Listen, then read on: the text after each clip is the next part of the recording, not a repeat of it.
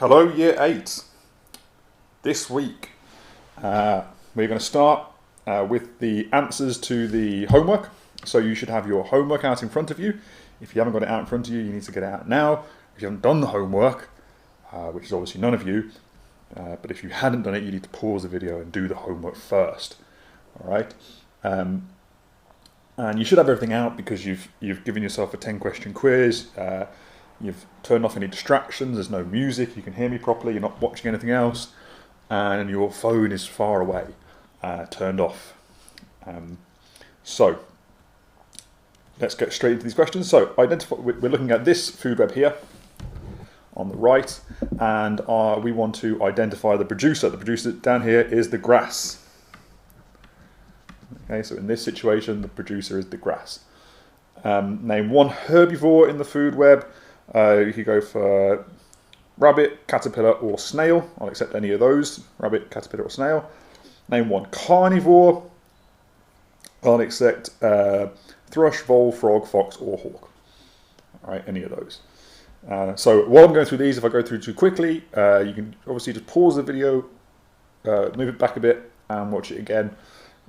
If you want to, write in your own answers or anything like that. What is an apex predator? Okay, so an apex predator is, I'm going to give you two definitions for an apex predator here. All right, I'm going to write this up here. Okay, the first one is, I'm going to call it the predator at the top of a food chain or web. Okay, and I'm going to give you a second definition, which is an animal with no predator, or with no natural predator. Okay, so in this situation, the fox in this food web is an apex predator, okay, because it's got there's nothing above it, there's nothing that's hunting the fox, so it's at the top. Okay, now, if you were to put it into a different habitat with a different food web, it wouldn't be an apex predator. That's why I've used this term natural predator, so it depends on the situation that it's in. So likewise, the hawk here has no predator, but, obviously, humans might kill foxes. Humans might kill hawks, but it's not. We don't do that, so we can, we don't need to do that, and wouldn't naturally do that. We do it for other reasons. In this food web, there are two apex predators. Name them. Excuse me. They are the fox and the hawk. If the rabbit population was decreased due to disease, what effect would this have on the fox population? So, the rabbit population is going to decrease. All right. Now, I saw some very, very good answers to this. I think I sent some comments to some of you if I thought your answer was really good. I think a lot of you, had the right idea, but some of you went into fantastic detail, so well done. So if the rabbit population decreases, most people correctly identify, well, the fox population, because a food source is decreasing, then, the foxes are going to go hungry and they might not have enough food, so the fox population may decrease. However, some of you, also correctly thought, well, no, the foxes have got a choice. They get rabbits, frogs, voles. If the rabbit population decreases, they might see more frogs and more voles, so it might not really affect the fox population. All right, imagine if, I don't know, if the UK stopped making bread. All right, so you can have many sandwiches. All right, we're not all going to die. Okay. There are other things that we can eat. So if you've got many food sources, if you're not dependent on one thing only, okay, maybe some of you might love bread so much you don't eat anything else. If that's the case, you might want to, I don't know, try something new. Anyway, back to the biology. So, where were we? Number 7. What would happen to the rabbit population if all the foxes died? So if all the foxes died, what does that mean? Well, it means that the rabbit has no predator.